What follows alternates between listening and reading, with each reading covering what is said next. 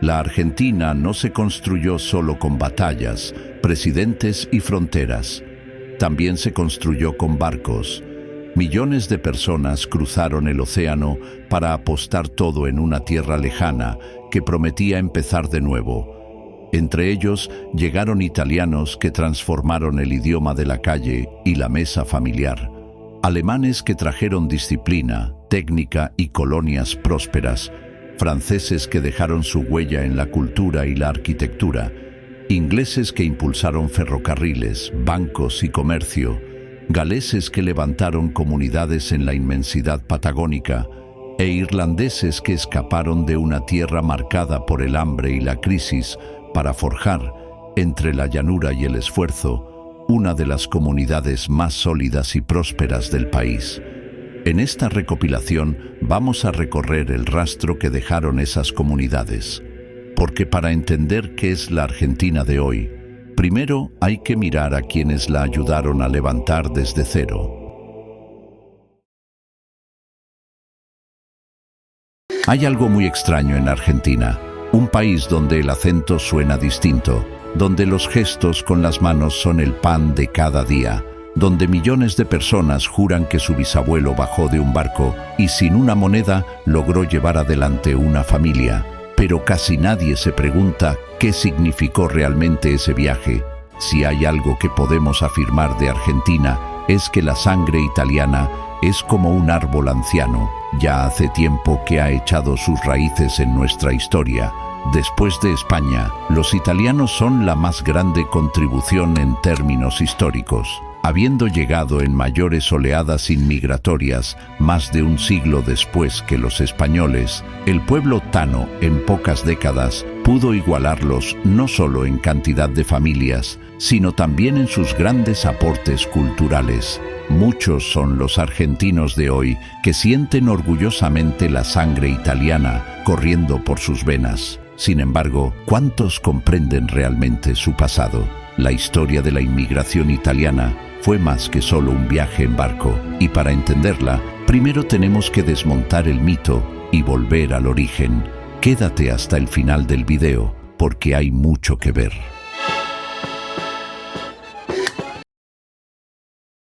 Si bien los primeros grandes flujos inmigratorios fueron recién en la década del 1860, antes quiero mencionar brevemente las pequeñas participaciones que tuvieron los italianos años anteriores. Cabe aclarar que entre el 1800 y 1860, la cantidad de italianos no superaba los 10.000.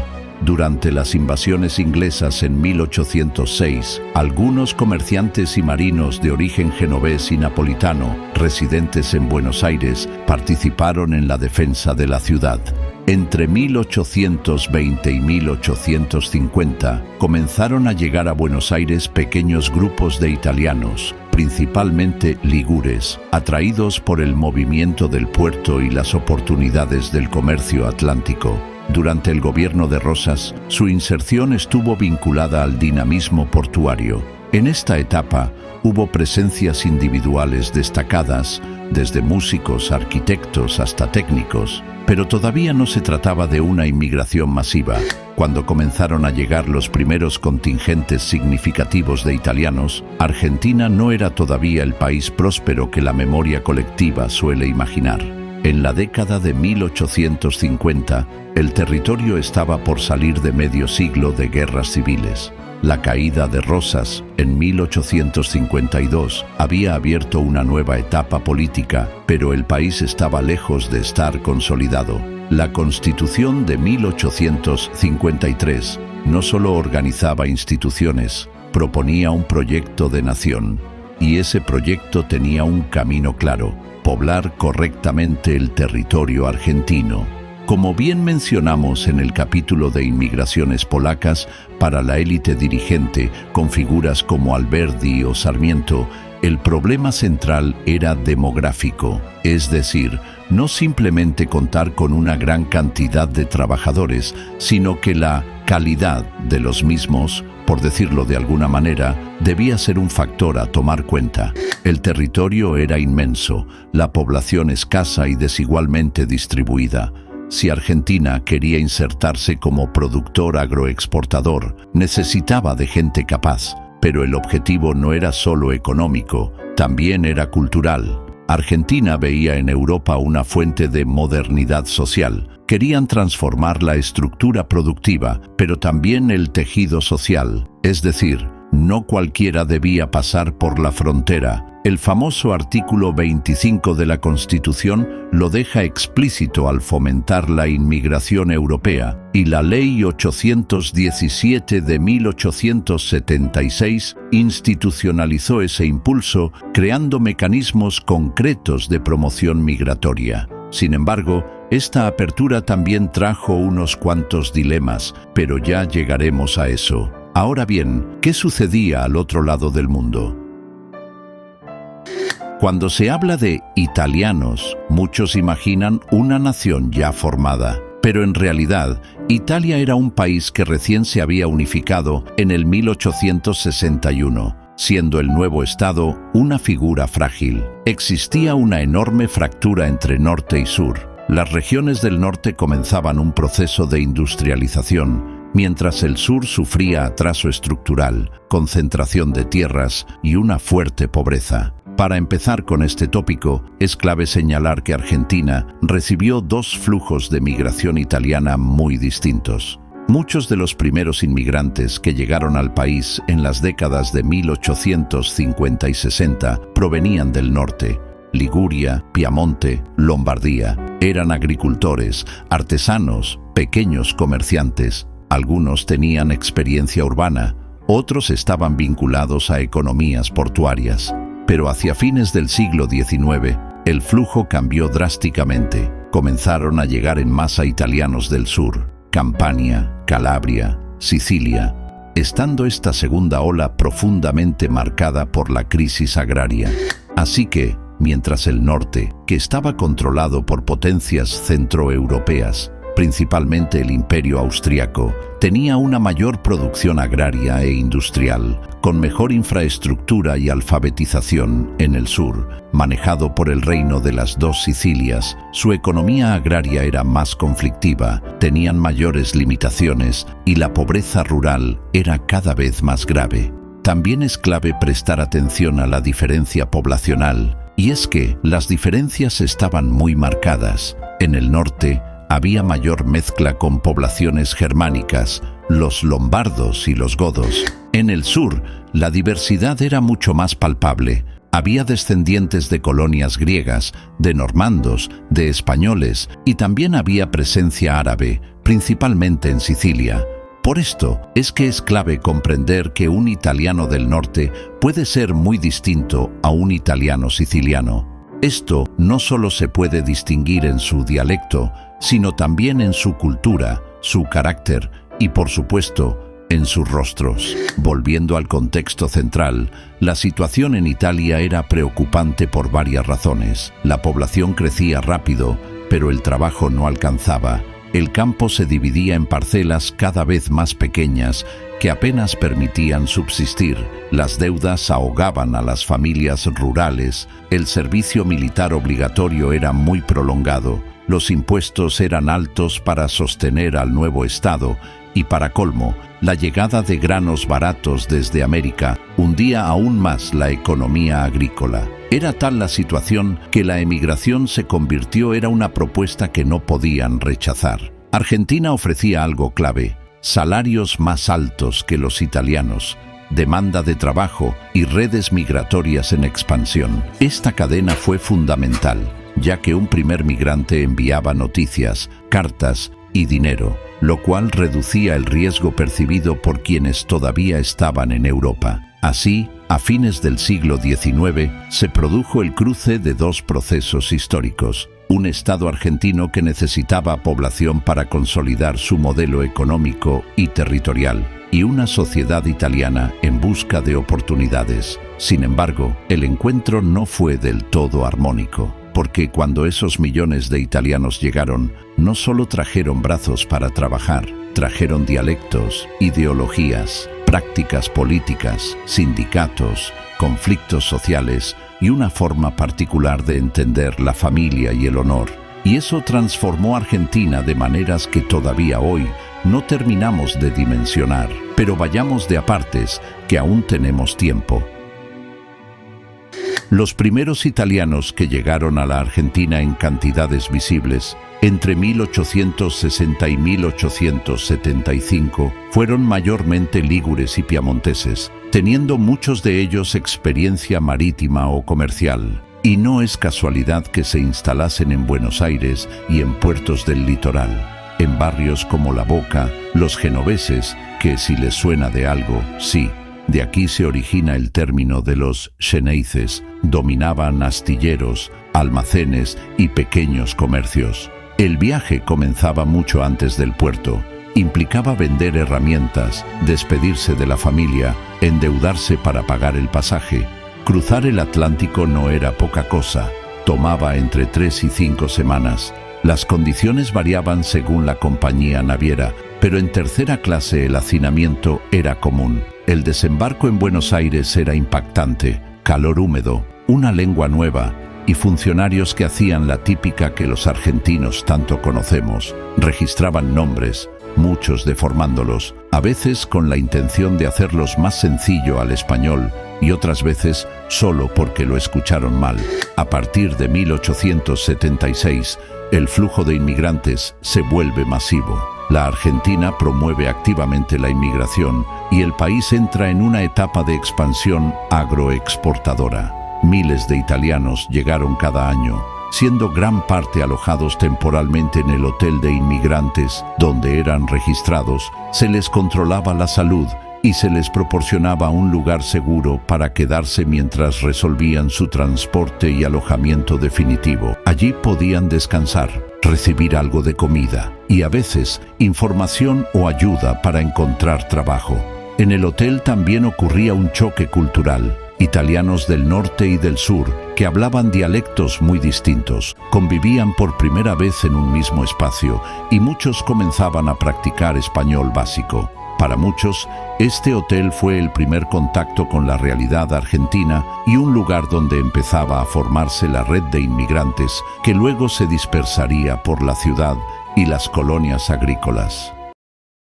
El inmigrante típico de esta etapa no es un comerciante urbano, es un agricultor que sabe trabajar la tierra. Al llegar, muchos eran derivados hacia colonias agrícolas en Santa Fe o Entre Ríos. Otros se insertaron como arrendatarios en estancias de la pampa bonaerense. El contrato es el punto clave.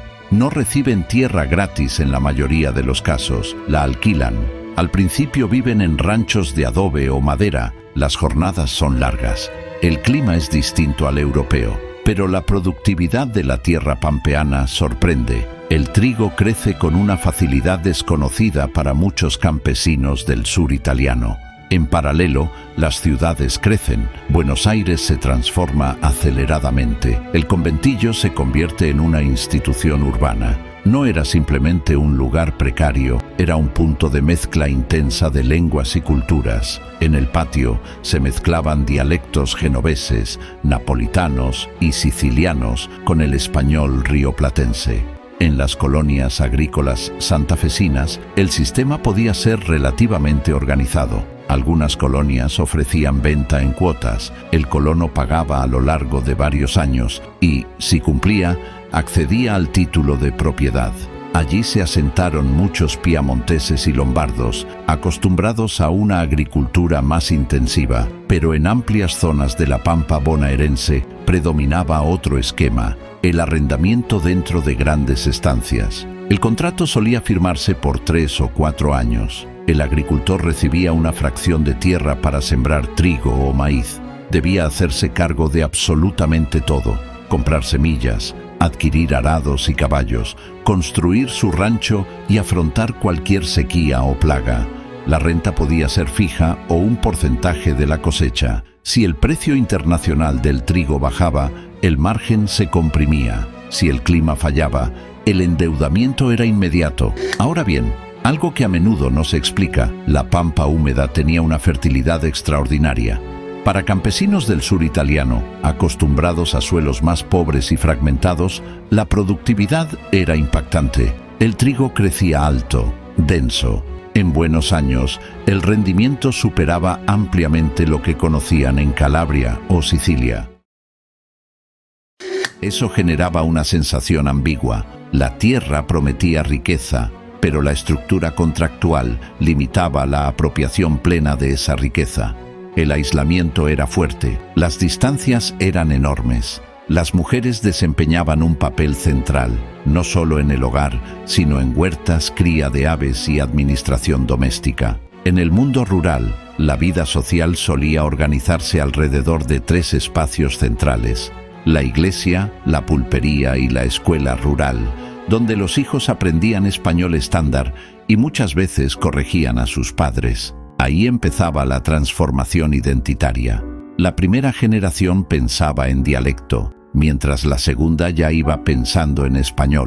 En paralelo, Buenos Aires crecía a un ritmo vertiginoso. Entre 1869 y 1914, su población se multiplicó varias veces. La ciudad se expandía hacia el sur y el oeste, absorbiendo oleadas constantes. El conventillo surgió como solución improvisada al déficit habitacional, pues no eran edificios construidos para eso. Muchas veces eran antiguas casonas coloniales, subdivididas en piezas que daban a un patio común. En una misma casa podían convivir una familia genovesa, otra napolitana, una siciliana y algunos gallegos. Cada familia tenía una habitación. La cocina podía ser compartida o improvisada con braseros. El baño era común, el agua se acarreaba, pero el patio era un mundo. Ahí se discutía política italiana, se cantaban canciones napolitanas, se secaba la ropa y se amasaban tallarines los domingos. Ahí los chicos jugaban mezclando palabras italianas y españolas. Muchos inmigrantes italianos no hablaban italiano estándar, sino dialectos regionales, ya que tras la unificación de 1861, el idioma oficial aún no se había difundido ampliamente, especialmente en el sur con bajos niveles de alfabetización. Eso significa que un genovés y un siciliano podían tener dificultades reales para entenderse entre sí. Entonces, ¿qué pasaba cuando todos convivían en el mismo espacio? Se producía algo extraordinario, una simplificación espontánea. Se descartaban formas demasiado locales, se adoptaban palabras más comprensibles, se mezclaban sonidos, y al mismo tiempo, el español rioplatense entraba en juego como lengua puente. Culturalmente, lo más interesante es que la identidad italiana en Argentina fue inicialmente regional antes que nacional. Un genovés no se identificaba igual que un napolitano o un piamontés. Las sociedades de socorro mutuo se organizaban por región de origen. En cierto sentido, la experiencia migratoria contribuyó a consolidar una italianidad más unificada que la que existía en la propia península. El contacto lingüístico dejó huellas profundas. La entonación rioplatense, con su cadencia particular, tiene fuerte influencia italiana. El lunfardo incorporó numerosos italianismos. La mezcla cotidiana entre español e italiano dio lugar al cocoliche, una lengua híbrida de transición que refleja el proceso de adaptación cultural. El nombre viene de un personaje teatral llamado Cocolicchio, interpretado por el actor José Podestá en el Circo Criollo. Ese personaje representaba al inmigrante italiano torpe con el español. Desde entonces, cocoliche pasó a designar ese modo de hablar. El criollo porteño tampoco hablaba un castellano puro, académico. Era un español ya influido por andaluces, canarios, portugueses y alemanes. El obrero italiano en la obra escuchaba órdenes en español. Respondía en su dialecto, se entendían a medias, ajustaban palabras, simplificaban, y así empiezan a circular términos italianos adaptados: laburo, del italiano lavoro, fiaca, de fiaca, gamba, literalmente pierna, pero usada como ayuda. Pero la influencia no fue solo léxica, fue melódica. El italiano es una lengua con fuerte musicalidad. El castellano rioplatense empieza a adquirir una cadencia distinta a la del interior hispanoamericano.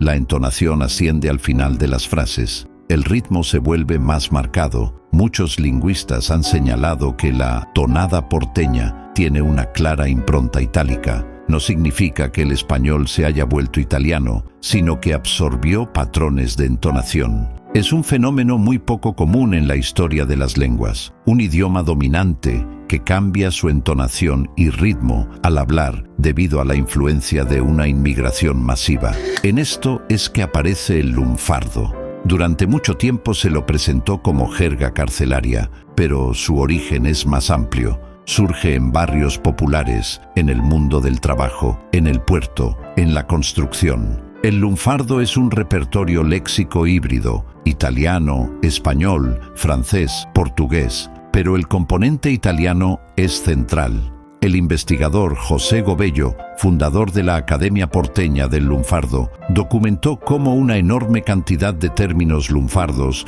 provienen de dialectos italianos. Lo interesante es que el lunfardo no reemplazó al español, lo enriqueció, funcionaba como código de pertenencia. En el plano político-social, la asimilación de la imagen del italiano del norte había sido muy distinta a los tanos del sur. Y es que, como dijimos más al principio del video, sus orígenes y el contexto en el que habían dejado sus tierras había sido diferente. Por un lado, los italianos del norte, que estaban compuestos por piamonteses, lombardos y lígures, y que llegaron en mayor proporción en las primeras décadas, 1860 a 1890, tenían ciertas características que influyeron en su imagen pública: mayor alfabetización, mayor experiencia agrícola y una presencia fuerte en colonias agrícolas organizadas. En estudios de Samuel L. Bailey se observa que muchos piamonteses lograron establecerse en colonias santafesinas con relativa estabilidad.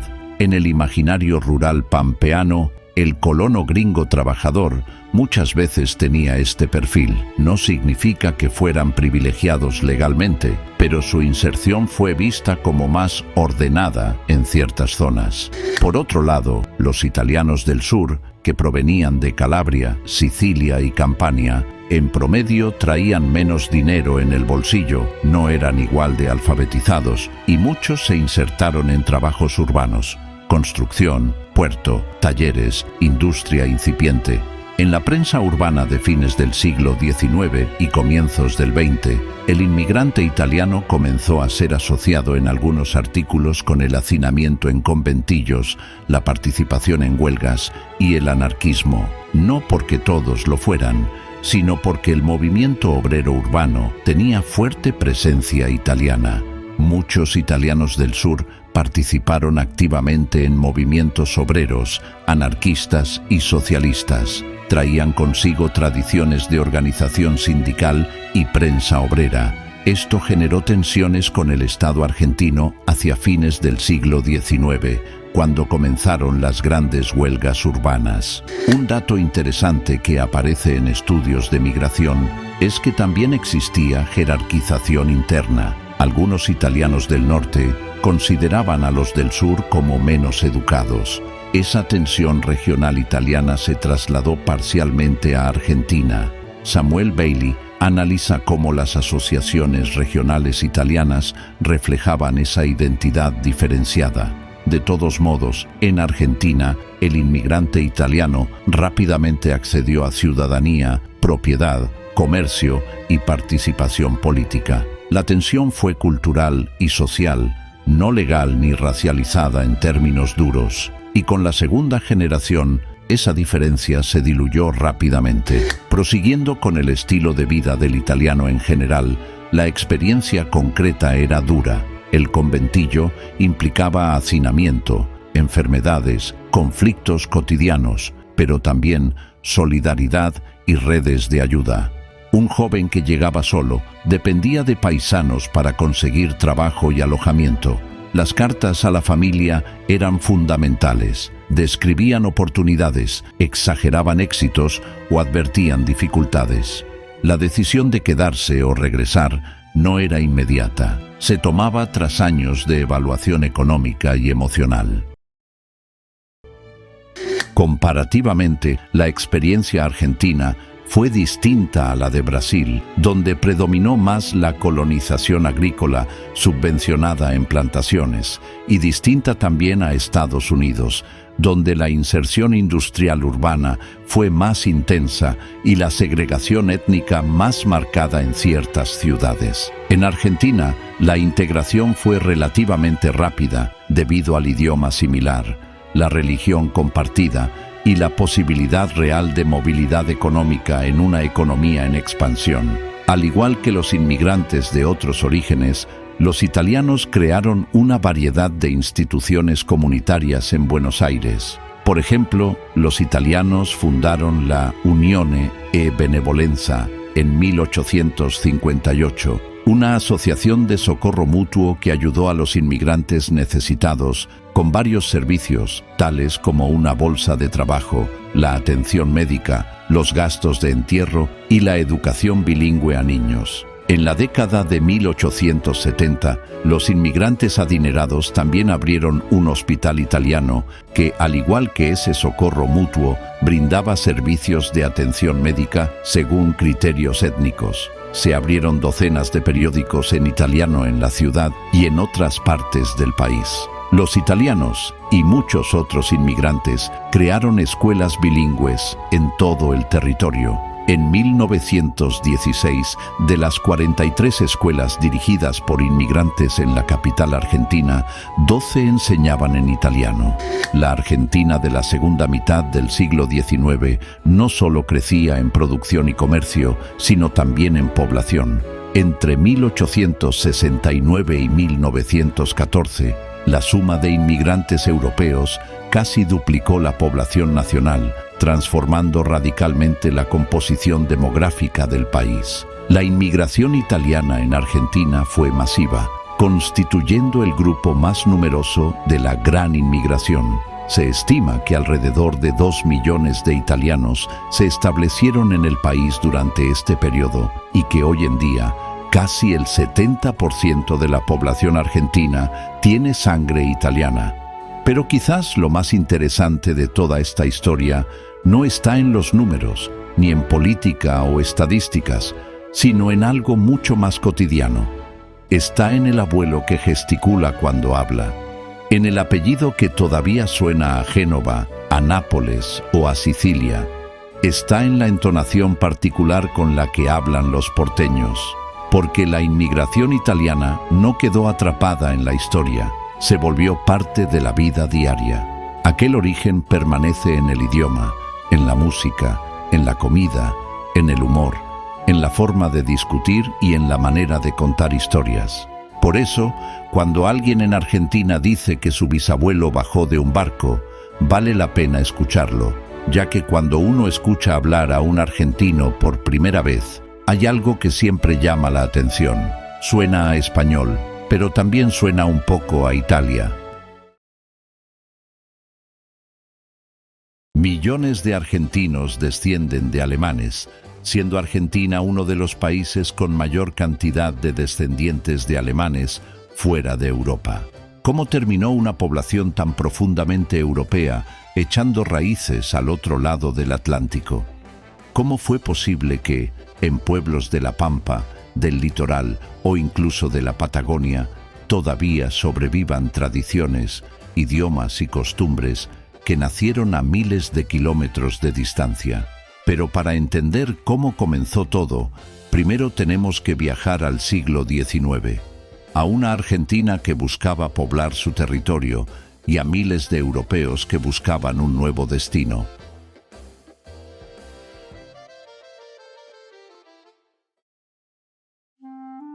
Para entender la profunda huella alemana en Argentina, hay que retroceder al siglo XIX, a una época en la que el país comenzaba a imaginar su futuro. Tras la independencia, las élites políticas argentinas tenían un objetivo claro: poblar el territorio y modernizar la economía. Inspirados por ideas europeas sobre progreso y desarrollo, muchos pensadores creían que la inmigración traería conocimiento técnico, nuevas formas de trabajo y una cultura productiva capaz de transformar al país. Uno de los mayores impulsores de esta idea fue Juan Bautista Alberdi, cuya famosa frase resumía la visión de la época: gobernar es poblar. Estas ideas quedarían plasmadas años después en la Constitución argentina de 1853, cuyo artículo 25 invitaba explícitamente a fomentar la inmigración europea. Y entre los europeos que respondieron a ese llamado, los germanos ocuparían un lugar muy particular. Aunque hubo individuos de origen alemán incluso antes, uno de los primeros episodios documentados ocurrió en 1825, cuando llegaron al país 7 viticultores provenientes de la región del Rheingau, una zona vinícola a orillas del río Rin en Alemania. Aquellos inmigrantes fueron contratados para introducir técnicas europeas de cultivo de la vid en la provincia de Buenos Aires. Aunque su número era pequeño, simbolizaban algo más grande: el comienzo de una relación migratoria que crecería durante décadas. Pero la verdadera transformación comenzaría unos años después. A partir de mediados del siglo XIX, miles de inmigrantes germanos comenzaron a llegar a la Argentina. No provenían únicamente de lo que hoy conocemos como Alemania. En aquel tiempo, el mundo germánico estaba fragmentado en múltiples estados y comunidades culturales. Por eso, muchos inmigrantes llegaron desde regiones como Prusia, Baviera, Baden-Württemberg, Alsacia, Austria y comunidades germánicas asentadas en Europa del Este. Entre ellos se encontraban campesinos, artesanos, comerciantes, maestros y técnicos. Muchos buscaban escapar de crisis económicas, guerras o falta de tierras en Europa. Argentina, en cambio, ofrecía algo que en el viejo continente era cada vez más escaso: tierra disponible. Uno de los grupos más importantes de esta migración fue el de los llamados alemanes del Volga. Se trataba de comunidades germánicas que habían emigrado originalmente al Imperio ruso en el siglo XVIII, invitados por la emperatriz Catalina la Grande para colonizar las tierras a orillas del río Volga. Durante décadas vivieron allí conservando su idioma, religión y tradiciones. Pero hacia finales del siglo XIX, las políticas del Imperio ruso comenzaron a cambiar. Los privilegios que habían recibido, como exenciones militares y autonomía cultural, fueron eliminados. Ante esta situación, miles de ellos decidieron emigrar nuevamente, y muchos eligieron un destino inesperado: Argentina. Entre 1878 y 1880, los primeros contingentes de alemanes del Volga llegaron al país y comenzaron a asentarse principalmente en la provincia de Entre Ríos. Allí fundaron numerosas colonias agrícolas, entre ellas Aldea Protestante, Aldea San Antonio, Aldea Brasilera. Estas comunidades mantuvieron durante generaciones su idioma, sus iglesias y sus tradiciones. Lo que comenzó con pequeños grupos de inmigrantes terminó convirtiéndose en una extensa red de colonias agrícolas germánicas. Los colonos trajeron consigo métodos de cultivo organizados, cooperativas de trabajo y una fuerte cultura comunitaria. En muchos casos introdujeron mejoras en técnicas agrícolas, producción ganadera, construcción rural, organización cooperativa. Gracias a estas comunidades, regiones enteras comenzaron a desarrollarse con rapidez. Con el tiempo, las colonias alemanas se expandieron por distintas provincias del país, especialmente en Entre Ríos, La Pampa, Buenos Aires, Santa Fe, Córdoba, y lo que empezó como pequeños asentamientos agrícolas terminaría teniendo un impacto mucho mayor del que nadie imaginaba. Porque la influencia alemana en Argentina no se limitó a las colonias rurales. También llegaría a la ciencia, la educación, la industria e incluso a muchas de las costumbres que hoy los argentinos consideran propias. Con el paso de las décadas, la inmigración alemana en Argentina dejó de ser un fenómeno aislado para convertirse en una verdadera red de comunidades que comenzaron a transformar regiones enteras del país. A diferencia de otros grupos inmigrantes que se asentaban principalmente en las ciudades, muchos germanos llegaron con un objetivo claro: fundar colonias agrícolas organizadas. Y lo hicieron siguiendo un modelo muy característico de Europa Central. Los colonos alemanes solían establecer aldeas planificadas, donde cada familia tenía su parcela de tierra, pero la comunidad funcionaba como un sistema cooperativo. Las aldeas contaban con iglesia, escuela, almacenes comunitarios, talleres, molinos, cooperativas agrícolas. La vida estaba regida por valores profundamente arraigados en la cultura germánica: disciplina, trabajo comunitario, organización y educación. Este modelo permitió que muchas de estas colonias prosperaran rápidamente en territorios que hasta entonces estaban poco poblados o escasamente explotados. Con el tiempo, las comunidades alemanas se extendieron por diversas provincias argentinas, formando una geografía cultural que aún hoy puede rastrearse. Las principales regiones de asentamiento fueron Entre Ríos. Aquí se establecieron muchas colonias de los alemanes del Volga a finales del siglo XIX. Aún hoy es una de las provincias donde su presencia cultural es más visible. Entre las aldeas más emblemáticas se encuentra Valle María, fundada en 1878. En esta comunidad todavía se conservan tradiciones, arquitectura y festividades de origen germánico. Otra colonia importante es Aldea San Antonio, donde durante generaciones se mantuvieron el idioma alemán del Volga, la música tradicional y una fuerte identidad comunitaria. Santa Fe. La provincia de Santa Fe también recibió importantes contingentes de inmigrantes germánicos que participaron activamente en la expansión agrícola del litoral. Muchos de ellos se integraron en colonias agrícolas mixtas junto a inmigrantes suizos, italianos y franceses, contribuyendo al desarrollo de la región como uno de los principales polos agrícolas del país. Córdoba. En las sierras cordobesas surgiría una de las colonias alemanas más conocidas de Argentina. Se trata de Villa General Belgrano, fundada en gran parte por inmigrantes alemanes y centroeuropeos durante el siglo XX. Hoy esta localidad es famosa por su arquitectura alpina, su gastronomía centroeuropea y festividades como el Oktoberfest argentino, que atrae miles de visitantes cada año. Buenos Aires y La Pampa. En estas provincias, muchas comunidades alemanas se establecieron en áreas rurales, dedicándose a la agricultura y la ganadería. Su influencia fue particularmente visible en la introducción de métodos agrícolas organizados, el uso eficiente de maquinaria y la creación de cooperativas rurales. Misiones. En el nordeste argentino también surgieron colonias con presencia germánica, muchas de ellas vinculadas al cultivo de yerba mate, té y tabaco. Estas comunidades contribuyeron al desarrollo productivo de una región que hasta finales del siglo XIX estaba poco integrada al resto del país. Lo más sorprendente es que muchas de estas aldeas no desaparecieron con el paso del tiempo.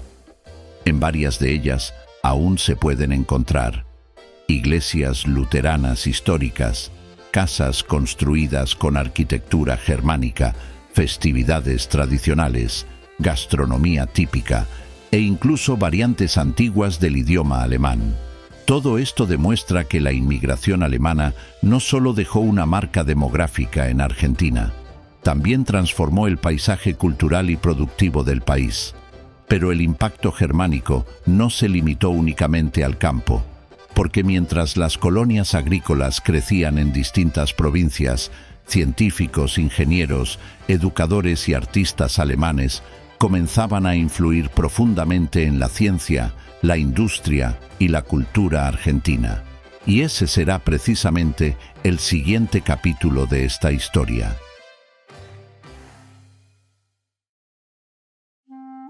Con el paso de las décadas, la presencia alemana en Argentina dejó de limitarse a colonias agrícolas o comunidades aisladas. Poco a poco, su influencia comenzó a sentirse en ámbitos mucho más amplios: la ciencia, la cultura y la economía del país. Fue una huella profunda pero decisiva para el desarrollo argentino entre finales del siglo XIX y gran parte del siglo XX. Durante el proceso de modernización del país, especialmente entre 1880 y 1930, Argentina buscó fortalecer su sistema universitario. Para ello se convocó a numerosos profesores e investigadores europeos, entre ellos varios científicos alemanes. Uno de los casos más conocidos fue el del naturalista Hermann Burmeister, quien dirigió durante décadas el Museo Argentino de Ciencias Naturales y realizó importantes estudios sobre la fauna, la paleontología y la geología del territorio argentino. Otro científico clave fue Eduardo Holmberg, quien, aunque argentino, trabajó en estrecha relación con la tradición científica germánica y contribuyó a consolidar la biología moderna en el país. En las universidades argentinas, especialmente en Buenos Aires, Córdoba y La Plata, la influencia académica alemana fue muy visible. Muchos programas de estudio, métodos de investigación y modelos universitarios se inspiraron en el sistema científico de Alemania, considerado uno de los más avanzados del mundo en esa época. Gracias a estas influencias se desarrollaron áreas fundamentales como geología, botánica, medicina moderna, investigación naturalista. Esto ayudó a formar generaciones de científicos argentinos durante el proceso de construcción del sistema científico nacional. Quizás uno de los aportes más duraderos de los colonos alemanes fue su impacto en la organización del trabajo rural. Muchas de las colonias fundadas por inmigrantes germanos introdujeron prácticas agrícolas avanzadas como rotación de cultivos, uso sistemático de maquinaria agrícola, planificación productiva, administración eficiente de la tierra. Pero uno de los elementos más importantes fue el cooperativismo rural. Las comunidades alemanas impulsaron sistemas de cooperación entre productores para compartir recursos, comercializar productos y sostener infraestructuras comunitarias. Este modelo permitió mejorar la productividad y fortalecer la economía de muchas regiones agrícolas del país. Con el tiempo, el cooperativismo se expandió a otras comunidades rurales argentinas, convirtiéndose en una pieza clave del desarrollo agrícola nacional. Así, mientras las colonias alemanas crecían en distintas provincias y las ciudades argentinas se modernizaban, la cultura germánica fue dejando una marca profunda en múltiples ámbitos del país, desde universidades y centros científicos hasta festividades populares y sistemas productivos rurales. Pero todavía queda una pregunta sorprendente por responder, porque, aunque muchas personas no lo saben, Argentina es hoy uno de los países con mayor cantidad de descendientes de alemanes fuera de Europa. ¿Cuántos son realmente? ¿Y en qué regiones del país se concentran? Ese dato final revela una dimensión aún mayor de esta historia. Después de más de un siglo de inmigración, colonización agrícola y desarrollo cultural, la influencia alemana en Argentina dejó una impronta mucho más profunda de lo que muchos imaginan. Hoy, distintos estudios demográficos estiman que alrededor de 3,5 millones de argentinos tienen ascendencia alemana. Eso significa que cerca del 8% de la población del país posee algún origen germánico. Pero dentro de ese número existe un grupo particularmente importante, los llamados alemanes del Volga. Se trata de descendientes de colonos alemanes que originalmente se habían asentado en el Imperio ruso, a orillas del río Volga, y que a fines del siglo XIX emigraron en grandes cantidades hacia América. En Argentina, esta comunidad creció de manera notable. Se calcula que entre 2 y 2,5 millones de argentinos descienden de alemanes del Volga, lo que convierte al país en uno de los lugares del mundo con mayor presencia de esta comunidad fuera de Europa. Su presencia se concentra principalmente en algunas provincias donde las colonias agrícolas prosperaron con fuerza. Entre ellas destacan Entre Ríos, una de las regiones históricas de asentamiento volguense, Buenos Aires, especialmente en zonas rurales del interior, Santa Fe, con varias colonias agrícolas fundadas por inmigrantes europeos, La Pampa, donde comunidades alemanas participaron en el desarrollo rural, Córdoba, donde algunas localidades aún conservan una fuerte identidad cultural germánica. En algunos pueblos de Entre Ríos, por ejemplo, los estudios demográficos indican que hasta un 35% de la población tiene ascendencia alemana del Volga. Y lo más interesante es que, incluso después de más de 100 años, muchas de esas comunidades todavía conservan elementos de su identidad original. En distintos pueblos del país todavía se pueden encontrar apellidos alemanes transmitidos por generaciones, arquitectura de estilo centroeuropeo, tradiciones culturales germánicas, festividades, música y gastronomía que llegaron con los inmigrantes del siglo XIX. Todo esto demuestra que la inmigración alemana no fue un fenómeno aislado. Fue una parte importante de la construcción de la Argentina moderna.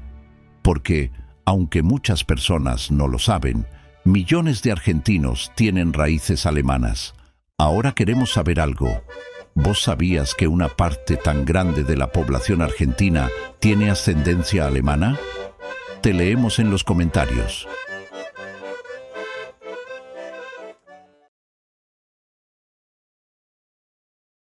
En el período de las grandes inmigraciones europeas, que se inició alrededor del 1860 y disminuyó hacia 1914, más de 250.000 franceses llegaron a Argentina impulsados por un sueño. Pero, ¿por qué abandonaron su país? ¿Y por qué eligieron, entre tantos destinos posibles, precisamente a la Argentina? Pongámonos en contexto. Francia, con la profunda ruptura política y social que significó la Revolución Francesa, emergió como un país bastante transformado, pero lejos aún de convertirse en una potencia industrial moderna. A lo largo del siglo 1800, siguió siendo en gran medida una sociedad rural, atravesada por cambios económicos lentos, estructuras tradicionales persistentes y tensiones sociales que no terminaban de resolverse. La revolución había destruido gran parte del orden agrario del antiguo régimen. Muchas tierras que pertenecían a nobles o a la iglesia fueron confiscadas y vendidas, lo que creó una nueva estructura de propiedad basada en pequeños campesinos propietarios.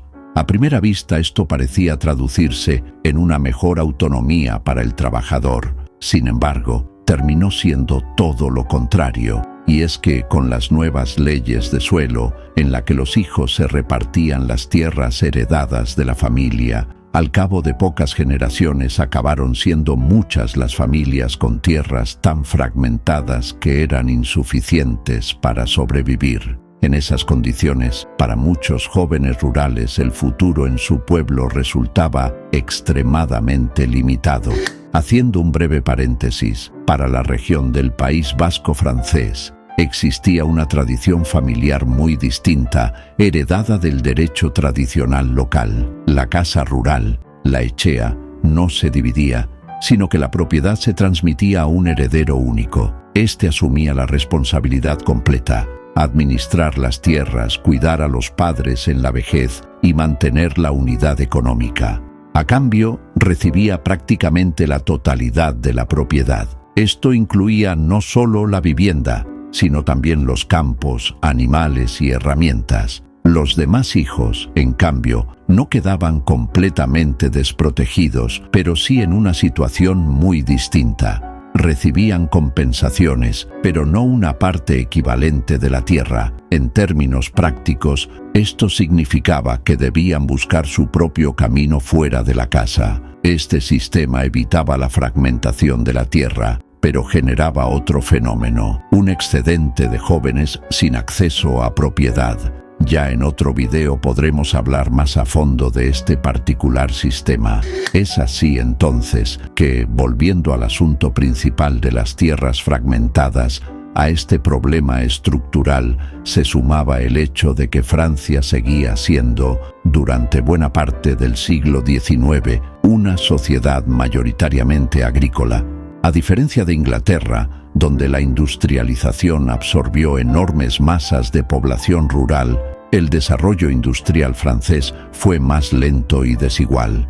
Las grandes concentraciones industriales existían, especialmente en regiones como el norte o el entorno de París, pero en la mayor parte del país predominaba la economía agraria tradicional. Esto generó que los jóvenes campesinos no pudieran heredar tierras suficientes y tampoco encontrasen trabajo industrial cerca de sus pueblos. La consecuencia fue una movilidad creciente de la población, primero dentro del país y luego, en varios casos, hacia el extranjero. El fenómeno comenzó como migración interna. Cientos de miles de franceses abandonaron el campo para buscar trabajo en ciudades que crecían rápidamente. La migración del campo a la ciudad se convirtió en un rasgo estructural de la sociedad del siglo XIX. Sin embargo, no todos los migrantes se dirigieron a centros urbanos dentro del país. En ciertas regiones particularmente pobres o aisladas, la emigración hacia el extranjero empezó a verse como una opción viable para mejorar la vida familiar. En muchos casos, no se trataba de decisiones individuales, sino de estrategias económicas familiares. Una familia enviaba a uno de sus hijos al exterior con la esperanza de que enviara dinero o ayudara a otros parientes a seguir el mismo camino. Esta cadena de migración sería algo bastante común en otras corrientes europeas. Un estudio sobre migración rural y urbana en Francia explica que los migrantes eran seleccionados. Estos muestran que solían ser físicamente más fuertes y relativamente mejor preparados que quienes se quedaban en el campo, ya que emigrar requería mucha energía, recursos y capacidad de asumir riesgos. Otro factor importante fue la transformación económica global que tuvo lugar en la segunda mitad del siglo XIX. La expansión del comercio internacional y las mejoras en el transporte cambiaron profundamente la economía rural europea. La agricultura francesa empezó a enfrentar competencia de productos agrícolas importados desde regiones más productivas del mundo, lo que presionó los precios y redujo los ingresos de muchos campesinos. Al mismo tiempo, los avances tecnológicos en transporte, especialmente el ferrocarril y el barco a vapor, redujeron de manera drástica el costo y la duración de los viajes transatlánticos. Mientras en décadas anteriores cruzar el Atlántico podía llevar más de un mes. Hacia fines del 1800, los barcos a vapor redujeron ese tiempo a pocas semanas, lo que volvió la emigración una opción realista para sectores sociales que antes nunca hubieran podido considerar semejante viaje. En ese contexto, la emigración hacia América surgió como una extensión de procesos migratorios que ya existían dentro de Francia. En muchas regiones rurales, primero se migraba a ciudades cercanas o a otras provincias. Luego, cuando se establecían redes migratorias internacionales, algunos habitantes daban el salto hacia destinos más lejanos. Así se formaron cadenas migratorias hacia lugares como Estados Unidos, Uruguay o Argentina. Ahora bien, hablemos de la situación en Argentina. Como bien mencionamos en el capítulo de inmigraciones polacas e italianas, para la élite dirigente, con figuras como Alberdi o Sarmiento, El problema central era demográfico, es decir, no simplemente contar con una gran cantidad de trabajadores, sino que la calidad de los mismos, por decirlo de alguna manera, debía ser un factor a tomar cuenta. El territorio era inmenso, la población escasa y desigualmente distribuida. Si Argentina quería insertarse como productor agroexportador, necesitaba de gente capaz. Pero el objetivo no era solo económico, también era cultural. Argentina veía en Europa una fuente de modernidad social. Querían transformar la estructura productiva, pero también el tejido social. Es decir, no cualquiera debía pasar por la frontera. El famoso artículo 25 de la Constitución lo deja explícito al fomentar la inmigración europea, y la Ley 817 de 1876 institucionalizó ese impulso, creando mecanismos concretos de promoción migratoria. Del mismo modo que el Círculo Italiano o el Club Alemán, los franceses contaron con una asociación que reunía a la élite comunitaria, el Club Francés, fundado en 1866, institución de carácter más aristocrático y destinada según sus estatutos a constituir un lugar de reunión y distracción, abierto también a belgas y suizos. El club era hacia fines de la década de 1910 el lugar de reunión de los intelectuales y los artistas franceses, como lo certifica la presencia en su comisión directiva de destacadas personalidades como el escritor Paul Groussac y el paisajista Carlos Thys. Para la década del 20 ocupaba, según algunos observadores, el primer lugar entre las instituciones francesas de la capital. La composición social de sus miembros y su carácter de centro de encuentro hicieron del club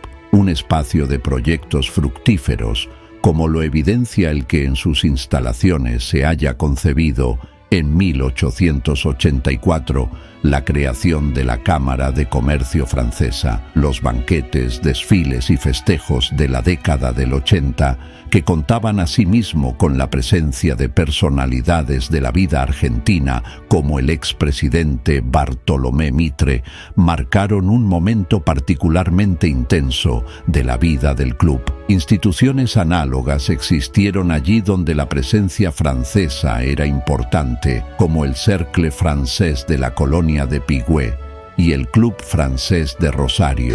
Otra institución importante dentro de este grupo fue el Centre Basque Francés de Buenos Aires, fundado ante la imposibilidad de los oriundos de Iparralde de ingresar en el Laurac Bat, que nucleaba a los vascos españoles. Para la década del 20, sus estatutos, escritos en francés y en euskera, preveían la existencia de socios activos que debían haber nacido en el País Vasco y honorarios, entre los que se encontraban el ministro de Francia en la Argentina. En suma, los sectores medios y altos superaban holgadamente el 50%, proporción mayor que la que tenían en el conjunto del colectivo migratorio. Este perfil era diferente del de las sociedades argentinas y cosmopolitas de las grandes ciudades, en las que la mayoría de los socios pertenecía a los gremios de obreros y empleados.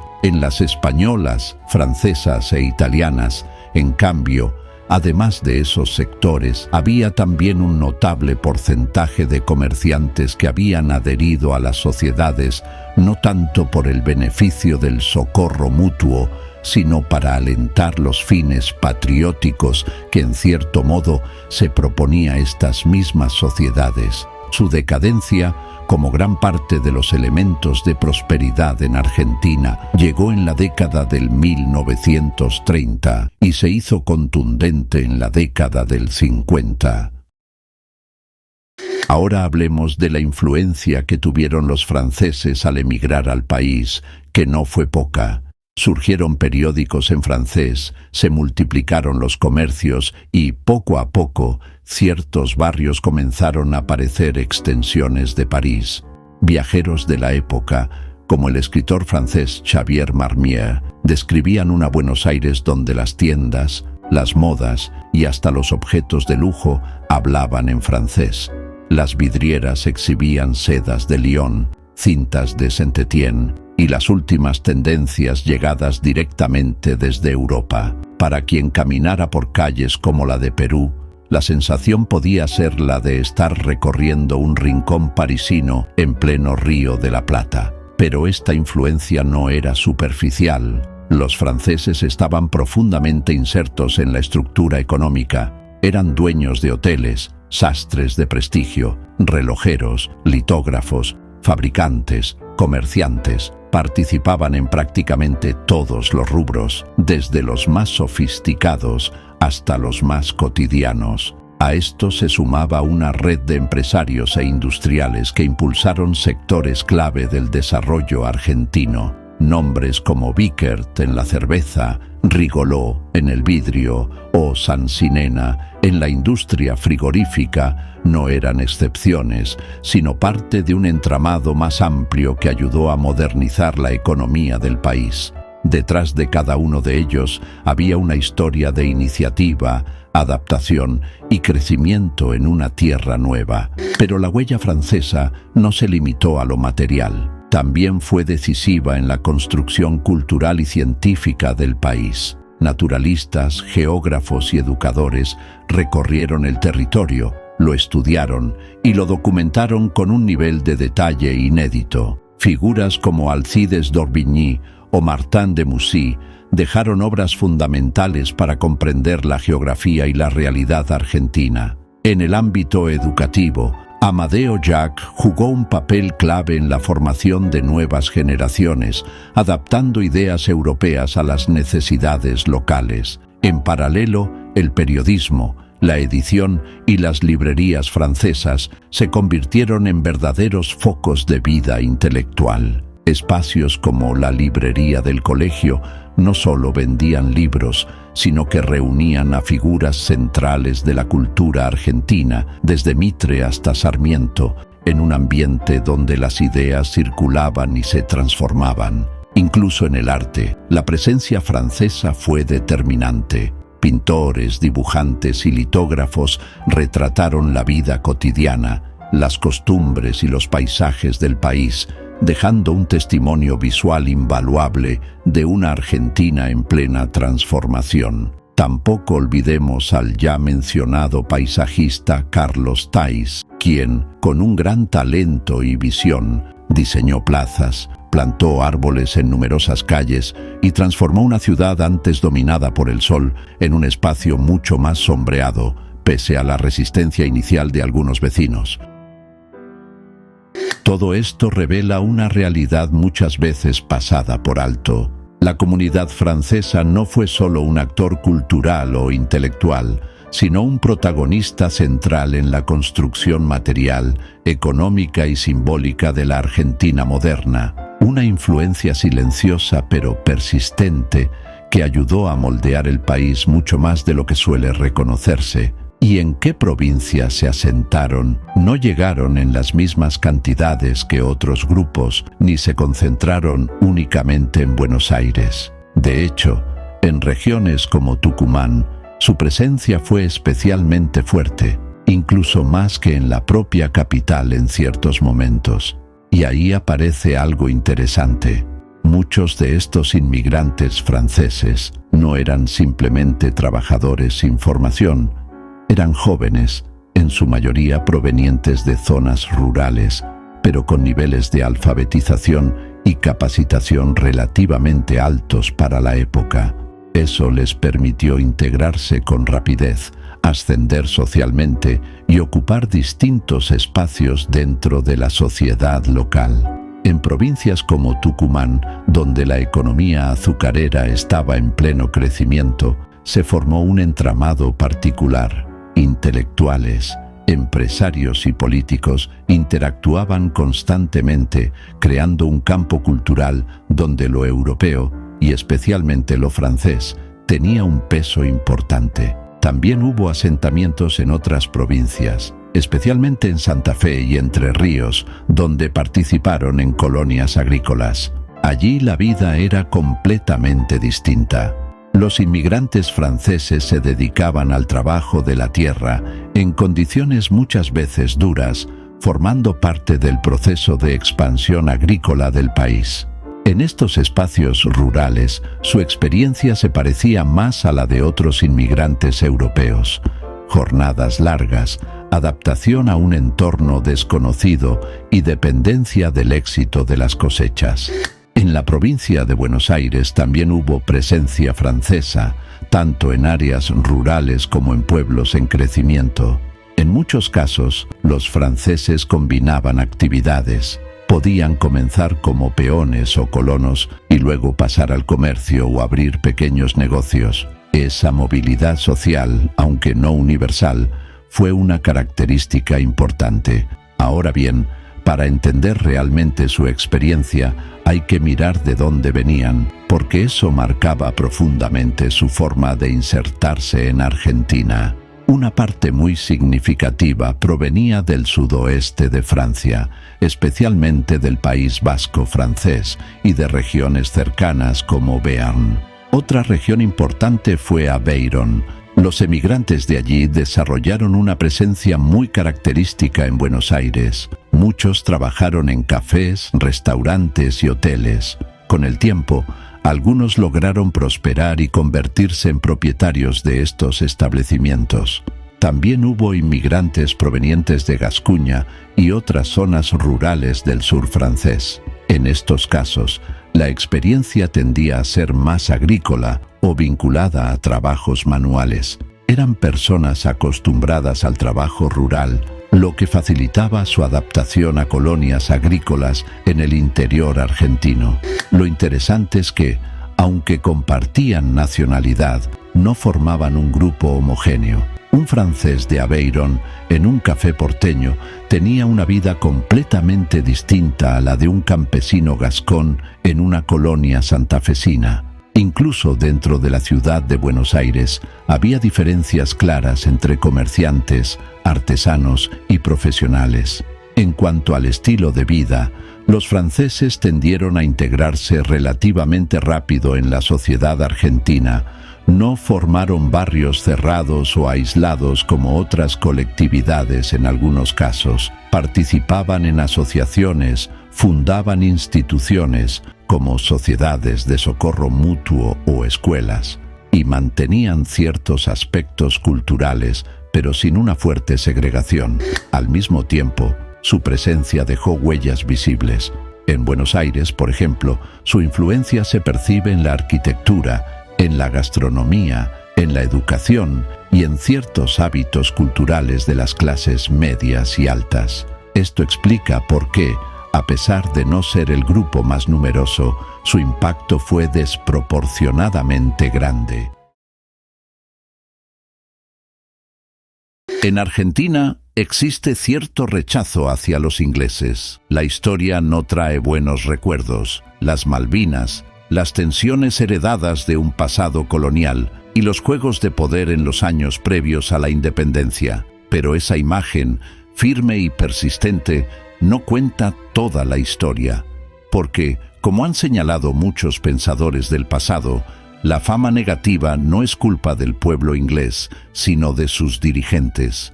Y ahí es donde aparece una pregunta necesaria. ¿Qué hay detrás de esa imagen?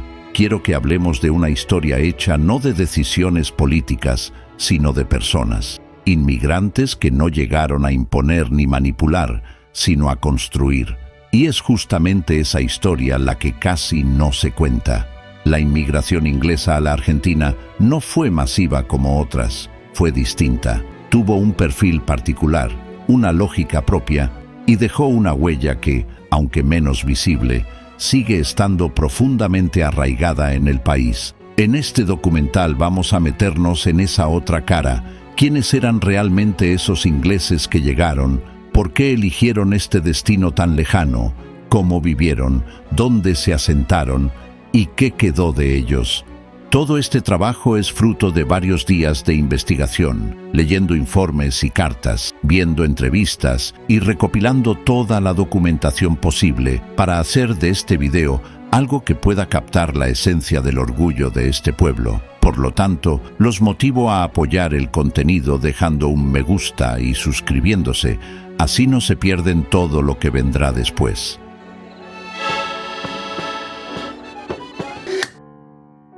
Antes de empezar, vale aclarar algo. Este video se centrará específicamente en ingleses, no británicos. Poblaciones como la de los galeses será analizada en videos posteriores. Comencemos. La historia no arranca en el Río de la Plata, sino mucho antes, en la Inglaterra del siglo XIX. En plena revolución industrial, cuando no solo cambiaban las fábricas, sino la forma en que el mundo empezaba a conectarse, Inglaterra se convertía en el centro de una red global y de a poco el Río de la Plata empezaba a entrar en ese mapa. La industria crecía y con ella una necesidad urgente: alimentos y materias primas, granos, carne, lana, y pocos lugares ofrecían tanto potencial como la llanura pampeana, pero para aprovecharla no alcanzaba con comerciar a distancia. Hacía falta invertir, organizar, construir, y ahí aparece el verdadero motor de la migración inglesa. No fue una huida, fue una expansión. Al mismo tiempo, la Argentina buscaba insertarse en el mundo. Tenía recursos, pero no capital ni infraestructura. Inglaterra tenía todo eso. Ese encuentro de necesidades fue decisivo. Desde temprano, acuerdos como el Tratado de Amistad, comercio y navegación entre Argentina y el Reino Unido formalizaron una relación privilegiada. No era una colonia, pero tampoco una relación entre iguales. Era una asociación profundamente asimétrica en la que Gran Bretaña aportaba financiamiento, transporte y mercados, dándole una ventaja tal que le permitía marcar ella misma los precios, mientras Argentina debía aceptar. En ese contexto, los ingleses que llegaron no eran campesinos expulsados por el hambre, eran ingenieros, contadores, administradores, técnicos ferroviarios, empleados de compañías comerciales o bancarias. Venían porque había trabajo bien pago, estabilidad relativa y sobre todo porque formaban parte de empresas que ya operaban en el país. En muchos casos no emigraban en el sentido clásico, eran trasladados. Ese entramado se vuelve visible cuando aparece el ferrocarril. A partir de la segunda mitad del siglo XIX, la Argentina entra de lleno en el modelo agroexportador y los trenes se convierten en la herramienta clave para unir el interior productivo con el puerto de Buenos Aires. La mayoría de esas líneas fueron financiadas, construidas y operadas por capitales británicos, y con ellas llegaron más ingleses, supervisores, ingenieros, personal jerárquico. Al mismo tiempo, Buenos Aires y otras ciudades ofrecían algo más: la posibilidad de reproducir un estilo de vida. Los ingleses no llegaban para mezclarse rápidamente, sino para instalarse manteniendo su idioma, su religión y sus costumbres. Fundaban clubes, escuelas, iglesias anglicanas. En lugares como Belgrano o Hurlingham, la vida cotidiana podía parecerse bastante a la de una ciudad inglesa de ultramar. Esto también explica por qué migraban, no solo por dinero, sino porque existía la posibilidad de vivir en el extranjero sin perder completamente la identidad. Pero hay un elemento menos visible y más profundo. Inglaterra, en ese momento, no solo exportaba bienes y capitales, exportaba confianza en su propio modelo. Sus instituciones, su forma de hacer negocios, su cultura empresarial. Para muchos ingleses, trabajar en la Argentina era participar en la expansión de un mundo que sentían propio. Las inversiones ferroviarias no eran decisiones aisladas, sino piezas de una estrategia más amplia de integración económica. Con el paso del tiempo, esa presencia se volvió tan natural que casi se volvió invisible. Los trenes, los frigoríficos, los bancos, incluso ciertos deportes, empezaron a formar parte del paisaje argentino. Ahora uno puede preguntarse, ¿cuántos llegaron al país? Comparadas a otras corrientes, la cantidad fue relativamente pequeña. El censo de 1869 registraba apenas unos pocos miles. Hacia 1895 ya eran varios miles más. Y en el pico, alrededor de 1914, se calcula que había entre 20.000 y 30.000 ingleses nativos viviendo en el país. En un país con millones de inmigrantes europeos, eran muy pocos, pero su peso económico y social era inmenso. Hablemos de dónde se asentaron. Las huellas de los ingleses no se suelen encontrar en grandes colonias rurales como las de otros inmigrantes. Estaban, sobre todo, en puntos muy específicos del mapa, lugares conectados con el comercio, el ferrocarril y el poder económico. Su geografía no era la del asentamiento masivo, sino la de los nodos estratégicos. En la ciudad de Buenos Aires se concentraron en el norte, bien conectados al ferrocarril. Barrios como Belgrano R o Hurlingham no surgieron como colonias planificadas en el sentido clásico, pero sí como espacios donde la comunidad inglesa se volvió compacta y visible. Fuera de la capital, su presencia también aparece en ciudades portuarias o ferroviarias como Rosario, Bahía Blanca o Córdoba. En todos los casos, el patrón se repite. Estaban relativamente vinculados a empresas, bancos o ferrocarriles. Donde había infraestructura clave, había ingleses. En cuanto a su asimilación en el país, el estilo de vida inglés en Argentina tenía algo muy particular. Era una adaptación, pero también una resistencia, porque sí, incorporaban elementos locales, pero al mismo tiempo intentaban mantener su lengua y sus costumbres, practicaban deportes traídos de Inglaterra, seguían calendarios sociales propios y educaban a sus hijos en instituciones donde el inglés era central. Incluso en la arquitectura que erigieron se percibía esa intención de continuidad. Ahora bien, ¿cómo eran vistos por el resto de la sociedad? La respuesta no es tan simple. Por un lado, estaban asociados al progreso. En una Argentina que aspiraba a modernizarse, eso generaba respeto. Su estilo de vida ordenado, su educación y su vínculo con el mundo industrial reforzaban esa imagen. Representaban, de algún modo, una conexión directa con el mundo más avanzado de la época, pero al mismo tiempo, esa misma distancia cultural y económica los hacía ver como un grupo cerrado, poco integrado. No se mezclaban tanto, no participaban plenamente de la vida política local y mantenían lealtades culturales claras hacia su país. De hecho, en algunos sectores empezó a crecer la idea de que representaban intereses extranjeros dentro del país. Sin embargo, esas diferencias duraron poco tiempo. Con el pasar de las primeras décadas había otra interrogativa.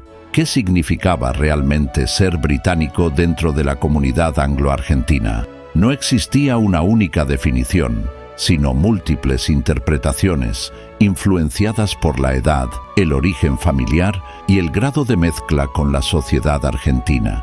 La comunidad, originalmente formada por nativos de Inglaterra, se había vuelto cada vez más heterogénea debido a matrimonios mixtos y a la incorporación de no británicos. Este proceso no implicaba un simple abandono de lo inglés en favor de lo argentino, sino una transformación gradual y desigual, donde cada individuo combinaba ambas identidades de manera distinta. Las instituciones, especialmente los clubes, reflejaban bien este cambio. En el pasado, quienes ingresaban debían adoptar el idioma inglés y los valores británicos, pero tras la Segunda Guerra Mundial, con el declive de la presencia inglesa, estos espacios comenzaron a abrirse más ampliamente, permitiendo su continuidad a costa de modificar su carácter original. Un ejemplo claro eran los clubes deportivos. Deportes introducidos por los ingleses ya habían sido adoptados como propios por los argentinos, por lo que muchos socios ya no se unían por afinidad cultural, sino por interés práctico. Esto generó una transformación progresiva. Los miembros mayores seguían valorando las tradiciones originales, mientras que los más jóvenes las veían como simples normas heredadas, sujetas a cambios. Así, lo inglés en Argentina se volvió difícil de definir. Por un lado, persistía una visión más tradicional, casi congelada en el tiempo. Por el otro, surgía una nueva identidad influida por la cultura argentina. Ambas convivían, aunque con el paso del tiempo, la segunda tendía a imponerse. Tras haber alcanzado su punto máximo hacia 1914, la comunidad británica en Argentina entró en un largo proceso de declive que, en un principio, pasó casi desapercibido. Durante años, ese retroceso quedó oculto tras una fuerte organización interna. Instituciones como hospitales, colegios y asociaciones mantenían una imagen de solidez. Pero, lentamente, tanto su número como su peso económico comenzaron a reducirse. Las razones fueron múltiples. Muchos grandes terratenientes regresaron a Inglaterra y sus hijos prefirieron una vida más cómoda en Europa antes que continuar con negocios en Argentina. Al mismo tiempo, el avance del nacionalismo limitó la llegada de nuevos inmigrantes y redujo el espacio para extranjeros en el ámbito laboral. Las empresas británicas, especialmente en servicios públicos, dejaron de ser rentables y perdieron protagonismo. La Segunda Guerra Mundial aceleró este proceso. Miles de británicos en Argentina se ofrecieron como voluntarios, reforzando su vínculo con la patria de origen, pero también provocando una salida significativa de personas y recursos. La comunidad se movilizó intensamente, aportando dinero, bienes y apoyo logístico, lo que debilitó aún más su base económica. En las décadas siguientes, la tendencia continuó. Muchos descendientes de británicos emigraron en busca de mejores oportunidades, especialmente hacia el Reino Unido y otros países del mundo anglosajón. Sin embargo, medir este éxodo resulta difícil. La doble nacionalidad, la falta de registros precisos y la confusión sobre derechos de ciudadanía hacen que las cifras sean imprecisas. Así, entre el desgaste económico, los cambios políticos y las migraciones constantes, la comunidad británica fue perdiendo el crecimiento que tanto le había caracterizado. Aún así, esto no quiere decir que desaparecieron por completo. Al día de hoy, se estima que hay alrededor de 300.000 argentinos descendientes de ingleses, cifra cuya cual, vale volver a aclarar para evitar confusiones, no estamos incluyendo a galeses, escoceses ni irlandeses. A mediados del siglo XIX, Gales no era un país independiente, sino una nación absorbida dentro del Reino Unido. Y aunque no había una guerra abierta, sí había algo más profundo, una presión cultural constante. El idioma galés retrocedía frente al inglés, especialmente en la educación y las instituciones, donde el uso del galés podía hasta ser castigado. Para muchos líderes religiosos y culturales, esto no era un cambio natural, sino una desaparición lenta. Ahí aparece una idea radical: trasladar la cultura a otro lugar, donde pudiera desarrollarse sin interferencias. El principal impulsor de esta visión fue Michael D. Jones, un pastor congregacionalista que había pasado tiempo en Estados Unidos. Lo que vio allí no lo convenció.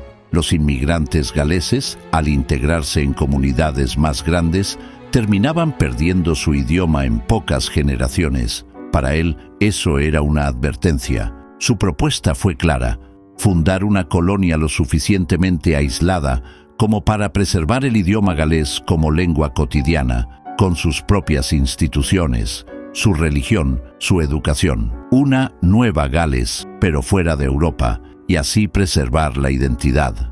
En esos mismos años, Argentina atravesaba su propio proceso de construcción nacional. El Estado necesitaba poblar territorios que consideraba vacíos, especialmente la Patagonia, para consolidar su soberanía. La inmigración europea era vista como una herramienta estratégica: traer población, desarrollar la tierra y afirmar presencia estatal. El resultado fue un acuerdo implícito: los galeses obtendrían tierras y cierto margen para preservar su cultura. mientras que Argentina obtendría colonos de calidad en una región clave. En el año 1865 atracó un barco llamado el Mimosa. No eran exploradores ni aventureros románticos, eran familias, gente común, agricultores, artesanos, religiosos. Aproximadamente 153 colonos según los registros, aunque pronto vendrían, a lo largo de la década, alrededor de otros 5.000 galeses. Cuando los galeses llegan en 1865, la Patagonia, y en particular el valle del río Chubut, no era un desierto vacío, pero tampoco era un territorio integrado al Estado argentino. Era, más bien, un espacio en disputa, poco controlado, con presencia india predominante y una soberanía estatal más declarada que efectiva. Por eso, poblar el territorio no era solo una cuestión económica, sino política. Ahí es donde la llegada de los galeses encajaba perfectamente en la lógica del Estado argentino de ese momento. No eran muchos, pero eran europeos, agricultores, organizados y dispuestos a asentarse en un punto fijo. Eso los convertía en una herramienta útil para afirmar presencia en una región donde el Estado por sí solo no tenía capacidad de instalarse de forma inmediata. Ahora bien, hablemos del principal mito con el que tanto tiempo nos estuvieron mintiendo, y es que la narrativa mediática y algunos libros malintencionados retratan a los galeses como amigos cercanos de los tehuelches, llegándose a mezclar, nada más lejano de la realidad. Expliquemos qué pasó. Los galeses llegaron con una idea del terreno errónea y con poca preparación. Eran pocos y dependían del éxito inmediato de algo que no conocían, cultivar en un territorio semiárido. Esa fragilidad es clave. El antropólogo Rodolfo Casamiquela señala que los pueblos tehuelches manejaban redes de movilidad, conocimiento territorial y relaciones de intercambio que les permitían incorporar contactos externos sin perder, al menos en un primer momento, su lógica propia. Entonces, ¿los tehuelches tuvieron la humildad de ayudarlos? No realmente. Se trataba de una oportunidad para tener beneficios, recibir algunos bienes o información, desde herramientas de metal, telas, productos manufacturados e incluso alimentos en momentos específicos. Pero no había ninguna clase de integración cultural profunda. No fue una relación idílica, aunque tampoco derivó en un conflicto abierto y sostenido como en otras regiones. Lo que aparece en las fuentes es una convivencia con fricciones concretas, sobre todo en los primeros años, y luego a medida que cambió el contexto regional. En los años iniciales tras 1865, uno de los focos de conflicto fue el robo de ganado.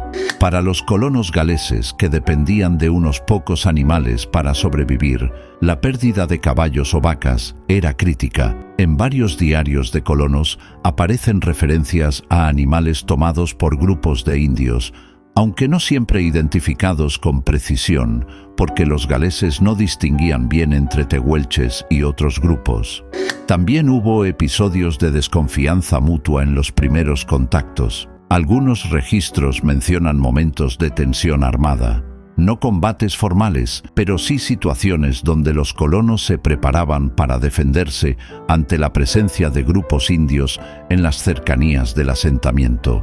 Hay además un elemento más amplio que termina afectando la relación: la integración progresiva de la colonia dentro del Estado argentino. A partir de la década de 1870, y especialmente con el avance militar hacia la Patagonia en el marco de la conquista del desierto, del cual por cierto hice un video, el equilibrio inicial cambia. Aunque los galeses no fueron actores militares centrales, pasan a formar parte de una estructura estatal que sí entraba en conflicto directo con los indios. Los registros personales muestran una preocupación constante por la escasez.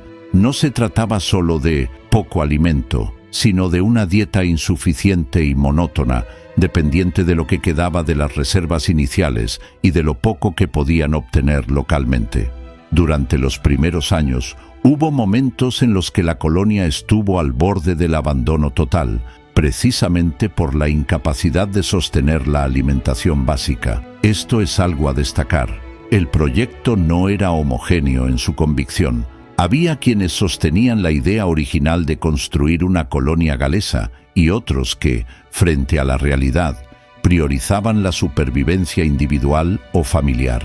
Esa diferencia de posiciones abre el segundo eje: los conflictos internos. La colonia no fue un bloque uniforme. Desde el inicio reunió personas con distintos niveles de compromiso, expectativas y capacidad de adaptación. Cuando las condiciones se volvieron críticas, esas diferencias salieron a la superficie.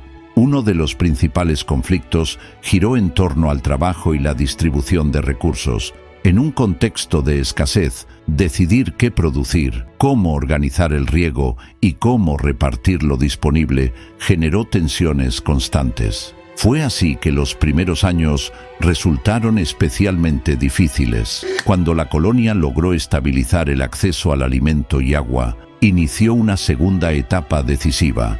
Dejó de ser un asentamiento precario y pasó a organizarse como territorio. El primer núcleo estable fue Rawson, que surgió como centro administrativo en el valle inferior del río Chubut, ligado al acuerdo con el Estado argentino. Con el tiempo, se consolidó como núcleo político a medida que creció la presencia estatal. Trelew, en cambio, nació vinculada al ferrocarril. Su nombre combinaba Tre, pueblo en galés, y Liu, por Lewis Jones, uno de los líderes coloniales. La construcción del ferrocarril central del Chubut en la década de 1880 conectó el valle con la costa y reorganizó la economía, convirtiendo a Trelew en un nodo productivo y marcando el paso de una colonia de subsistencia a una más integrada. Más hacia el interior surgió Gaiman, que se consolidó como centro cultural y social galés, con capillas, escuelas y una organización sólida donde se preservó la identidad de la colonia. Décadas después, la expansión hacia el oeste llevó a colonos al Valle 16 de Octubre, donde fundaron Trevelin. A diferencia de los primeros asentamientos, surgió con experiencia acumulada. Ya sabían organizarse, trabajar la tierra y formar comunidad. La región donde se asentaron estaba en disputa entre Argentina y Chile. En 1902, el famoso arbitraje fronterizo británico tuvo que decidir a qué país pertenecería esa zona, y en ese proceso, la presencia de colonos galeses y su decisión de permanecer bajo soberanía argentina fue un factor relevante, y su posición fue clara: optaron por permanecer bajo soberanía argentina. La preservación cultural no fue un efecto secundario de la colonia galesa en el Chubut, fue desde el inicio su razón de ser, y durante varias décadas no solo se sostuvo, se organizó de manera consciente, casi sistemática, alrededor de tres ejes que se reforzaban entre sí: el idioma, la educación y la vida religiosa. El galés funcionaba como el principal medio de comunicación dentro de la comunidad, incluso absorbiendo a nuevos inmigrantes que debían adaptarse a ese entorno lingüístico. Además, desarrollaron un sistema educativo propio, gracias a que no estaba centralizado por el Estado argentino en los primeros años, lo que permitió que las escuelas funcionaran en galés. La alfabetización, ya alta en la comunidad de origen, se reforzó en la colonia, con un fuerte énfasis en la lectura. Los galeses también trasladaron formas culturales completas: festivales, música coral, poesía, formas de sociabilidad. Entre ellas, una de las más significativas fue el Eisteddfod, un festival literario y musical que se recreó en la Patagonia y que sigue existiendo hasta hoy. Estas prácticas no eran decorativas, cumplían una función concreta: reforzar la identidad colectiva en un entorno completamente distinto al de origen. Eran momentos donde la comunidad se reconocía a sí misma como algo diferenciado. Argentina es el único lugar fuera de Gales donde el idioma galés logró establecerse como lengua comunitaria sostenida durante generaciones. Y aún hoy, aunque en menor escala, sigue habiendo comunidades en Chubut donde el galés se enseña y se habla. Ahora bien, lo interesante es cómo se adaptaron. En Gales, el Eisteddfod tenía siglos de tradición y una escala mucho mayor. En la Patagonia tuvo que reconstruirse desde cero, con menos recursos y en un contexto completamente distinto. Pero no perdió su estructura básica. Se recitaban poemas en galés, se cantaban himnos, se mantenía la centralidad del idioma. Sin embargo, la adaptación fue inevitable. El contexto argentino introdujo cambios. Con el tiempo, comenzaron a incorporarse elementos bilingües, especialmente a medida que el español ganaba presencia en la comunidad. Esto se había dado por la expansión del sistema educativo argentino, ya que las escuelas comenzaron a funcionar bajo programas oficiales, con el español como lengua principal. Esto no implicó la desaparición inmediata del galés, pero sí su desplazamiento progresivo. A esto se sumó el servicio militar obligatorio, implementado a nivel nacional a comienzos del siglo XX. Los jóvenes de origen galés eran incorporados al ejército, trasladados y expuestos a otras regiones del país. Este proceso reforzó tanto el uso del español como la identificación con una estructura nacional más amplia. Hoy, el galés se mantiene fuerte en comunidades específicas del Chubut, sobre todo en zonas como Gaiman, Trelew y Trevelin, donde todavía se enseña en escuelas, se utiliza en actividades culturales y en menor medida en ámbitos familiares. Ya no es una lengua dominante, pero sigue viva, y eso es, tal y como su pueblo, algo excepcional.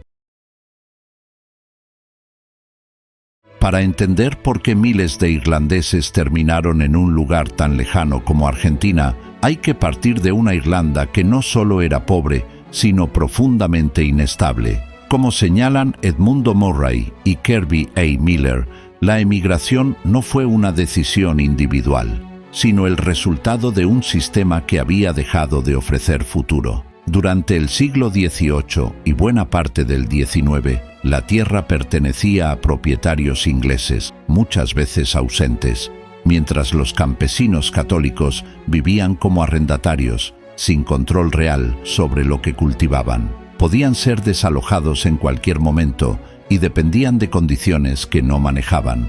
No era solo pobreza, era una estructura frágil donde cualquier crisis podía destruirlo todo. En ese contexto, la papa se volvió el pilar de la alimentación. Sostenía familias enteras, pero si fallaba, todo fallaba. Y eso ocurrió en 1845 con el tizón. En pocos meses, las cosechas colapsaron. Lo que siguió no fue solo una crisis alimentaria, sino la evidencia de un problema estructural. Mientras la población pasaba hambre, Irlanda seguía exportando alimentos. Las consecuencias fueron devastadoras. Millones murieron y otros tantos fueron expulsados. Pero no todos los que emigraron eran los más pobres. Muchos eran pequeños arrendatarios relativamente estables que, al colapsar el sistema, tuvieron la capacidad de planificar una emigración más lejana. Además, no partían solos. Irlanda funcionaba como una red. Cartas, contactos y recomendaciones guiaban las decisiones. Así, destinos como Argentina no fueron elecciones aisladas, sino el resultado de cadenas migratorias que se expandían con el tiempo. En ese contexto, había una certeza compartida. Irlanda ya no ofrecía futuro. Muchos emigrantes no se veían como buscadores de oportunidades, sino como personas sin alternativa. En una carta citada por Miller, uno lo resumía con crudeza: no hay futuro posible. Y desde ese punto de partida, marcado por la ruptura, algunos comenzaron a mirar hacia destinos lejanos, como el Río de la Plata. La Argentina de mediados del siglo XIX no era aún la potencia agroexportadora que después sería, pero ya había definido su rumbo. La Constitución de 1853 dejó claro el objetivo: atraer inmigración europea para poblar el territorio, organizar la producción y consolidar el Estado. Sin embargo, los irlandeses no llegaron en las mismas condiciones que otros grupos. Cuando comenzaron a instalarse en números significativos, el Estado todavía no tenía desarrollado un sistema organizado de recepción. No existían aún mecanismos como asignación sistemática de tierras o estructuras claras de integración. Por eso, muchos no llegaron a través del Estado, sino mediante sus propias redes. Edmundo Murray lo señala con claridad: la inmigración irlandesa fue, en gran medida, autónoma. Dependía menos de instituciones y más de vínculos concretos, familiares, parroquiales y regionales, que se expandían de forma gradual. Esto la diferencia de lo que ocurriría después con los italianos. Desde fines del siglo XIX, su inmigración fue masiva y más estructurada, canalizada por políticas estatales y contratos definidos. Los irlandeses, en cambio, llegaron antes de que ese sistema existiera plenamente y, en general, no pasaron por grandes centros de recepción ni por una etapa urbana prolongada. También su perfil era distinto. Mientras muchos inmigrantes posteriores dependían de estructuras externas para insertarse, los irlandeses solían llegar con contactos concretos y a veces con cierto capital. Sabían a dónde ir, con quién vincularse y cómo empezar.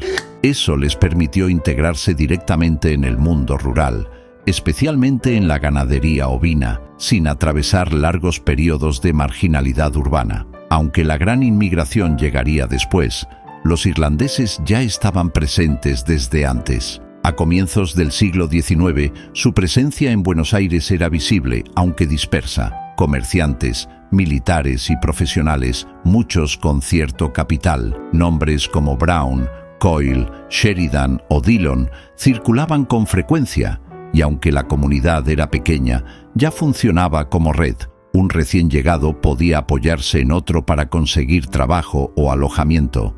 En 1818, James O'Brien aparece entre los primeros en solicitar la ciudadanía, señal de que muchos empezaban a establecerse de forma permanente. Al mismo tiempo, su participación se extendía más allá de Buenos Aires. Algunos actuaron en campañas en Chile y Perú. Stanislao Lynch colaboró con la causa independentista y John Thomond O'Brien se convirtió en hombre de confianza de San Martín.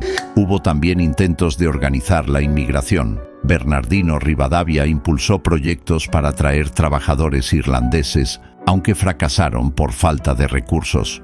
En lo religioso, la comunidad ya contaba con un referente, el padre Burke. A pesar de tensiones, especialmente con sectores británicos protestantes, los irlandeses mantuvieron una presencia constante en la guerra, la economía y la vida social. En 1824, el gobierno impulsó la mejora del ganado ovino con ejemplares merinos. Algunos irlandeses se involucraron rápidamente, aunque el proceso venía gestándose desde antes, con la introducción de ovejas finas en medio de múltiples dificultades. Los comienzos fueron inciertos, pero con el tiempo la actividad mostró su potencial. Crecieron las exportaciones de lana y mejoraron los precios. En ese contexto, muchos irlandeses se volcaron al campo, ya no como trabajadores ocasionales, sino buscando construir algo propio. Algunos llegaban desde Estados Unidos. Otros abandonaban la ciudad para instalarse en la campaña. Todavía no era el gran auge ovino, pero el proceso ya estaba en marcha. Y, una vez más, los irlandeses estaban ahí desde el principio. Mientras los irlandeses comenzaban a asentarse en el Río de la Plata, su mirada seguía ligada a lo que ocurría en su tierra natal. Irlanda atravesaba un momento extremadamente tenso. La mayoría católica, aún marcada por las leyes penales, vivía en una desigualdad que hacía pensar en un estallido. La prensa británica hablaba de un país al borde del colapso, y esas noticias llegaban rápidamente a Buenos Aires. Lejos de mantenerse al margen, reaccionaron. Se organizaron reuniones para apoyar la emancipación católica. Fue uno de los primeros intentos de organización colectiva de la comunidad, pero no se consolidó. La emancipación de 1829 redujo la urgencia y el contexto local jugaba en contra, porque si Irlanda estaba al borde del conflicto, Buenos Aires vivía dentro de él. La inestabilidad era constante. Gobiernos que caían en días, enfrentamientos internos, una sociedad atravesada por la incertidumbre. La ejecución de Dorrego por orden de Lavalle dejó una marca profunda, y el clima era tan caótico que un extranjero llegó a preguntar cada mañana ¿quién gobierna hoy?, hasta que fue expulsado del país. En ese escenario, incluso figuras como el almirante William Brown fueron arrastradas a la política. Nombrado gobernador provisional más por prestigio que por vocación, su papel fue breve y limitado. Ya hablaremos en profundidad de él en un video biográfico que estoy preparando. Mientras tanto, la comunidad irlandesa empezaba a consolidarse. Aparecían en el comercio, la medicina y pequeños emprendimientos. Llegaban nuevos inmigrantes y comenzaban los primeros movimientos hacia la campaña. Y en paralelo, empezaba a definirse el eje que marcaría su destino, la ganadería. El campo ofrecía algo clave, una actividad que no requería gran formación técnica, pero sí resistencia y experiencia rural. En un contexto de inseguridad jurídica, la mayoría no compró tierras, sino que arrendó o se asoció con estancieros. Ahí empezó a tomar forma el camino que definiría a toda una comunidad.